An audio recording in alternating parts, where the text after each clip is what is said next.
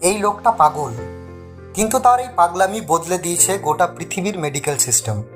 তার নাম team Friday. একদিন মাত্র 20 বছর বয়সে একটি ইজিপশিয়ান কোবরা তাকে কামড়ে দেয়। সে চলে যায় কোমায়। 4 দিন মৃত্যুর সঙ্গে লড়াই করার পর ফিরে আসে। কিন্তু আশ্চর্যের বিষয়, সে অনুভব করতে শুরু করে তার শরীর আস্তে আস্তে সাপের বিষের বিরুদ্ধে ইমিউনিটি গড়ে তুলছে।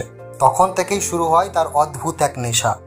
সে নিজেই নিজেকে প্রতিদিন সাপের বিষ বা কামড় দেয়। কোবরা, ব্ল্যাক মাম্বা, টাইফন কিছুই বাদ যায়নি। এই নেশা চলে 20 বছর ধরে। তার এই পাগলামি ভাইরাল হয় অনলাইনে। তখন গ্লেনফাইল নামে একটি ফার্মাসিউটিক্যাল কোম্পানি টিম ফ্রাইডের সাথে যোগাযোগ করে। তারা টিমের ব্লাড স্যাম্পল নিয়ে গবেষণা শুরু করে, কারণ তার রক্তে ছিল অবিশ্বাস্য পরিমাণ অ্যান্টিবডি। এই অ্যান্টিবডি ব্যবহার করে তৈরি হয় এক ধরনের সুপার অ্যান্টিভেনম, যা একাধিক বিষাক্ত সাপের বিরুদ্ধে কাজ করতে পারে।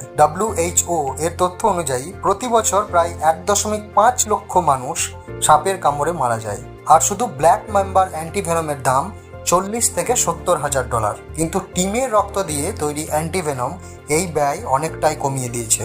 তার এই কাজকে পাগলামি বলা যায়, কিন্তু এই পাগলামি আজ লাখো প্রাণ বাঁচাতে পারে। ভিডিওটি ভালো লাগলে লাইক, কমেন্ট ও সাবস্ক্রাইব করতে ভুলবেন না।